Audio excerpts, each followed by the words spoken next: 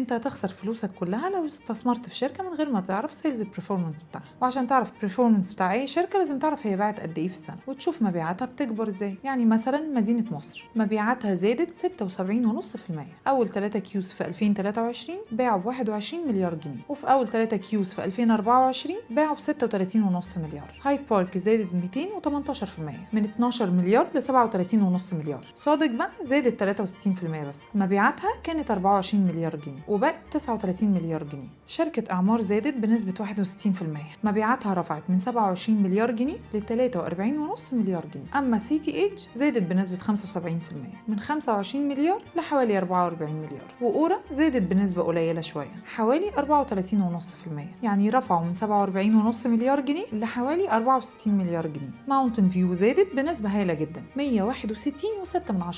من 29 مليار ل 75 مليار. في بقى 3 شركات زادوا بنسب مهولة عشان زودوا الأسعار. شركة نيو جيزة زادت 275%، في 2023 كانوا 20 مليار جنيه، وفي 2024 75 مليار جنيه. بالم هيلز زادت 310%، تقريبا زادت 100 مليار جنيه مبيعات في السنة من 32 مليار ل 131 مليار. طلعت مصطفى بقى ما فيش قده 434%، من 85 مليار ل 454 مليار. كل دي ناس بتشتري، يعني السوق شغال. ما تسألش نفسك هشتري ولا لا، اسأل نفسك هستثمر فين. ولو عايز تعرف اكتر اعمل لي فولو.